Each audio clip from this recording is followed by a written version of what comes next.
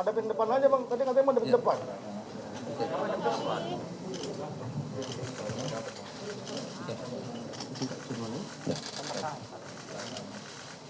Bismillahirrahmanirrahim. Assalamualaikum warahmatullahi wabarakatuh. Selamat sore rekan-rekan semuanya. Terima kasih kehadiran pada sore hari ini di RSPAD Gatot Subroto Jakarta. Tentu sebagaimana yang sudah kami sampaikan, KPK akan menyampaikan perkembangan dari penanganan perkara dugaan korupsi, suap dan gratifikasi proyek pembangunan infrastruktur di Provinsi Papua yang sebelumnya telah kami umumkan 2 orang sebagai tersangka, ya, RL dan LE. RL sudah dilakukan penahanan dan 1 tersangka kemarin sudah dilakukan penangkapan. Perkembangannya tentu segera akan disampaikan. Hadir sore hari ini pimpinan KPK, Pak Ketua, yang juga didampingi dari tim dokter dari RSPAD Gatot Subroto. Nanti akan disampaikan poin-poin perkembangan dari penanganan perkara tersebut oleh Pak Ketua. Dan setelahnya, seperti biasa kami beri kesempatan 3 orang penanya. Kami fokuskan, kami berharap teman-teman nanti fokus pertanyaan terkait dengan perkara ini, ya. 3 orang silahkan sebutkan nama dan dari mana medianya serta pertanyaannya. Saya kira itu ya teman-teman. Baik, kami silahkan Pak Ketua untuk menyampaikan poin-poin perkembangan dari perkara dimaksud. Kami silahkan Pak.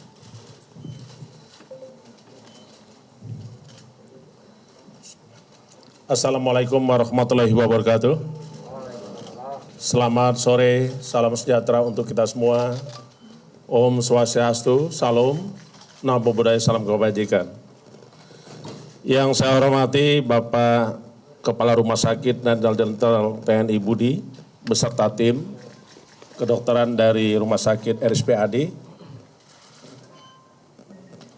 perwakilan dari ID, Dr. Joko, Dr. Pujo, segenap hadirin sekalian yang saya hormati, para wartawan, jurnalis, dan seluruh warga negara Indonesia dimanapun berada, yang saya cintai, yang saya banggakan. Dan tentunya pada sore hari ini, perkenankan kami akan menyampaikan terkait dengan perkara dugaan tindak pidana korupsi, penerimaan hadiah atau janji, dan gratifikasi terkait dengan proyek pembangunan infrastruktur di Provinsi Papua. Selengkapnya akan kami sampaikan sebagai berikut. Hari ini kami akan menyampaikan lengkap dan tentu dalam perkara dugaan penerimaan hadiah atau janji dan gratifikasi terkait dengan proyek pembangunan infrastruktur di Provinsi Papua. Dalam perkara tersebut, KPK telah menyampaikan bahwa ada 2 orang tersangka, antara lain pertama adalah RL, swasta, Direktur PT TBP. Yang kedua adalah LE, Gubernur Papua periode 2013-2018 dan periode 2018-2023. Adapun kemarin tentu rekan-rekan mengikuti pemberitaan dan hari ini kami akan sampaikan selengkapnya sebagai berikut. Pada hari Selasa tanggal 10 Januari 2023, sekira pukul 12.30 waktu Indonesia Timur, tim penyidik mendapatkan informasi terkait dengan keberadaan tersangka LE yang sedang berada di salah satu rumah makan di kota Jayapura. Selanjutnya tim penyidik langsung bergerak melakukan penangkapan. Tindakan penangkapan ini dilakukan dalam rangka mempercepat proses penyidikan.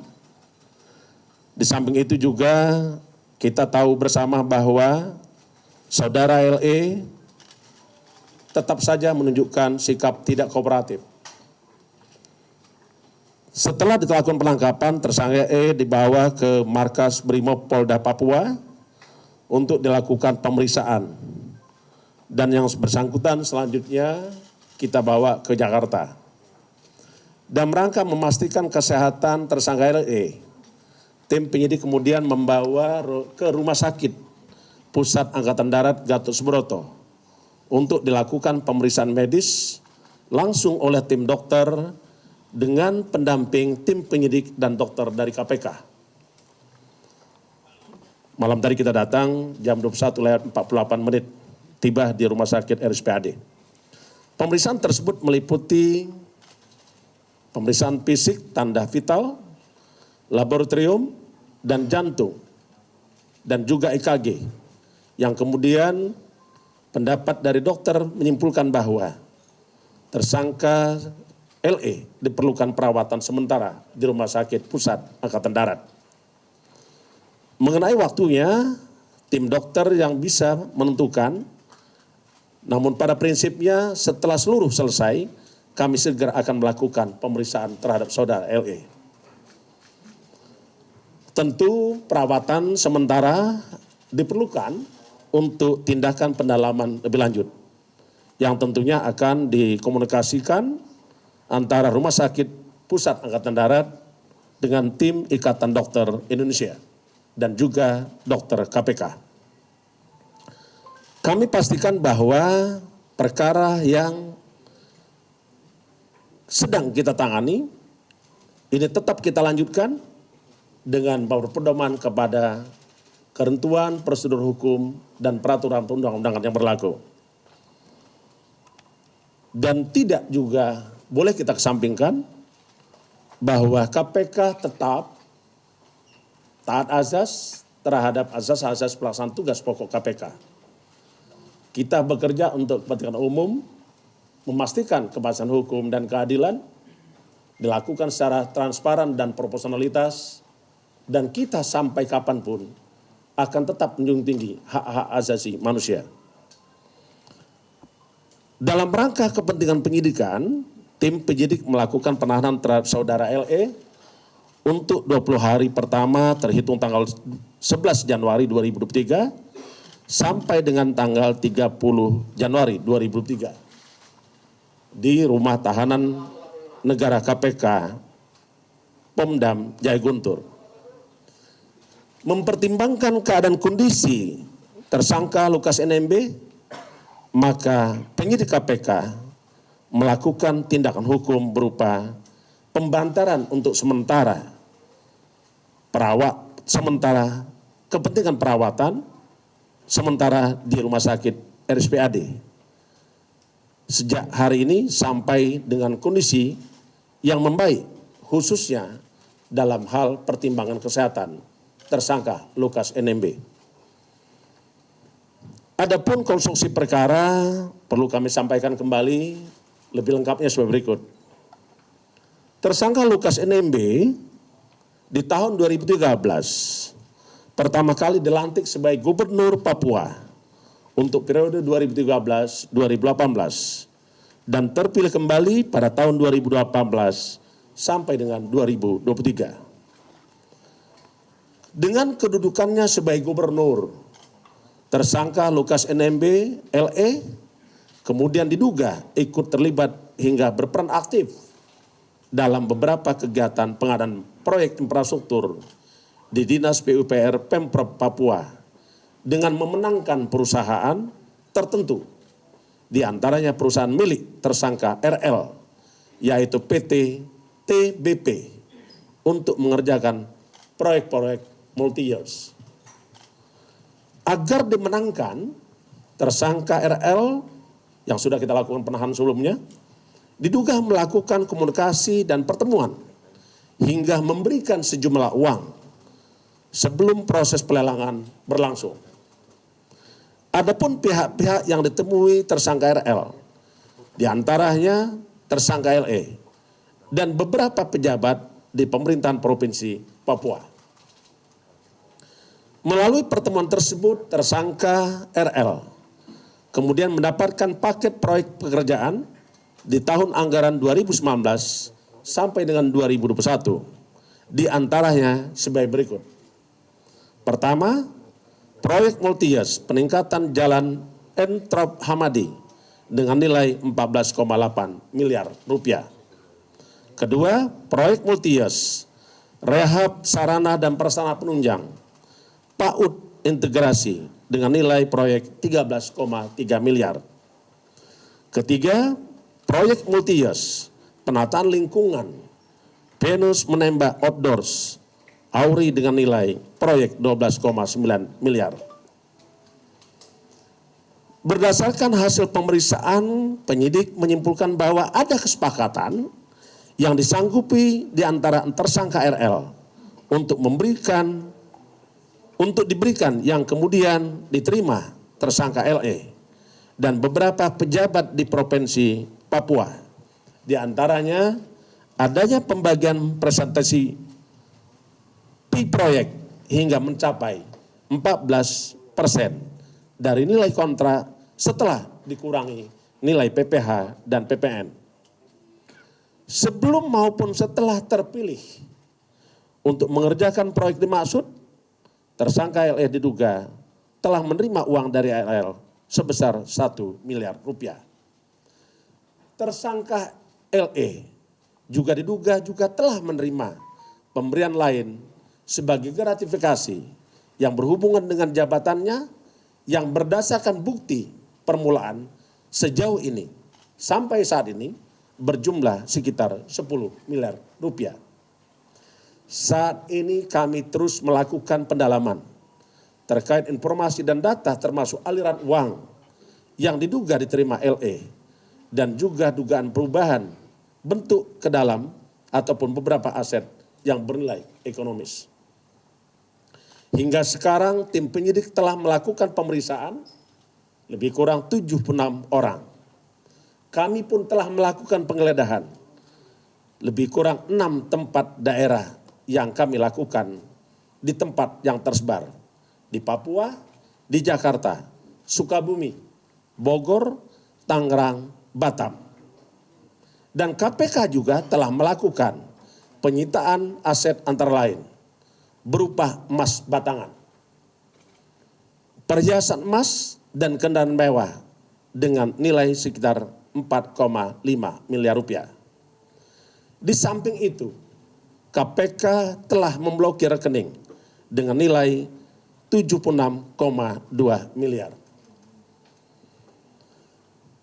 Berdasarkan alat bukti, maka patut disangkakan tersangka telah disangkakan melanggar pasal 12 huruf A atau huruf B atau pasal 11 dan pasal 12B besar Undang-Undang 31 tahun 1999 tentang pemberantasan tindak pidana korupsi sebagaimana telah diubah dengan Undang-Undang nomor 20 tahun 2021 tentang perubahan atas Undang-Undang 31 tahun 1999 tentang pemberantasan tindak pidana korupsi. Kami sungguh prihatin kondisi masih saja sering terjadi korupsi khusus dilakukan oleh kepala daerah.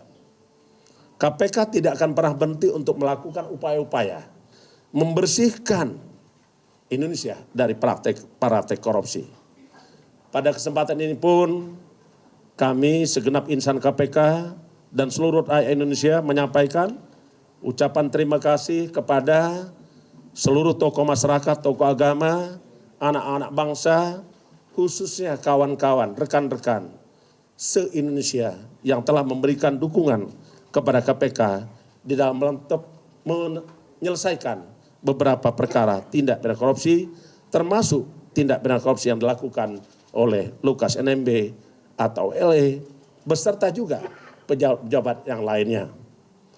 Kami dalam kesempatan ini menyampaikan ucapan terima kasih tak terhingga atas sinergi Kepolisian Republik Indonesia, TNI, Badan Intelijen Negara, seluruh tokoh masyarakat atau agama, tokoh pemuda se-Papua, sehingga kita mampu menyelesaikan persoalan-persoalan kebangsaan. Salah satu diantaranya adalah korupsi.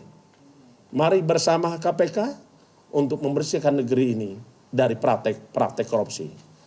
Kami sungguh berharap kepada rekan-rekan saya, sesama anak bangsa dari Papua, mari kita tatap masa depan Papua yang lebih sejahtera, cerdas, dan jauh dari praktek korupsi.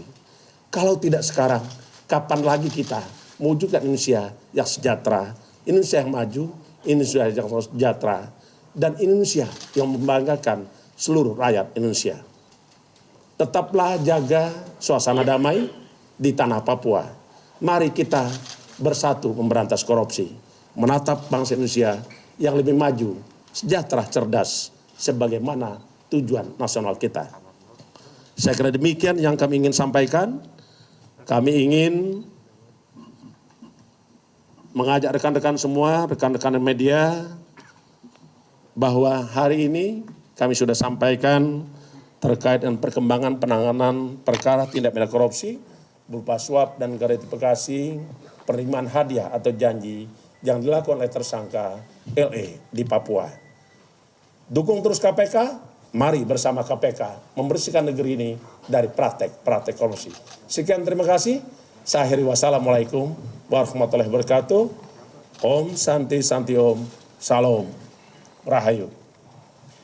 Baik, terima kasih Pak Ketua yang sudah menyampaikan terkait perkembangan dari penangkapan tersangka LE yang sejak kemarin. Saya kira teman-teman mengikuti pemberitaannya sampai sore hari ini. Berikutnya silahkan kami beri kesempatan 3 orang penanya. Oke, sebelah kiri saya.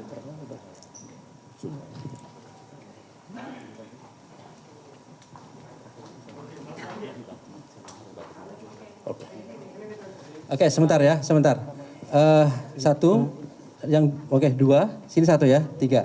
Kami silahkan. Ini kan Pak Lukas NMB mintanya dirawat di Singapura. Nah, apakah KPK akan mengabulkannya atau KPK maupun dokter di RSPAD ini menilai nggak perlu ke Singapura karena bisa ditangani di sini? Terus yang kedua, kemarin kan disebut bahwa Pak Lukas NMB ini ditangkap karena mencoba atau terindikasi mau pergi ke luar negeri. Nah, kalau iya, apakah ada pihak yang membantu Pak Lukas ini? Karena kan kalau dilihat, nggak mungkin dia jalan sendiri. Dan kalau ada yang membantu, itu kan bisa masuk ke perintangan penyidikan. Seperti itu. Berikutnya silakan Mas Yogi ya. Ya, silakan. Ya, terima kasih Pak Firly. Izin soal pengembangan kasusnya kan waktu itu di kompres sebelumnya di tersangka Laka ya, itu kan RL itu kan mengatakan bahwa ada beberapa pejabat di Pemprov yang juga menerima suap. Nah, itu apakah akan dikembangkan ke sana Pak Firly?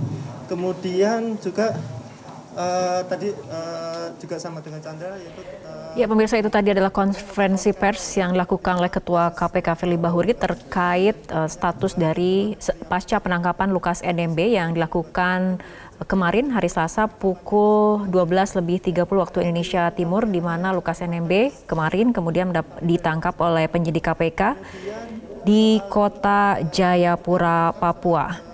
Setelah dilakukan penangkapan, kemudian Lukas NMB sempat dibawa ke Mako Brimopolda Papua sebelum dibawa ke Jakarta, dan sekitar pukul 21:48 waktu Indonesia Barat, Lukas NMB tiba di RSPAD Gatot Subroto untuk dilakukan pemeriksaan.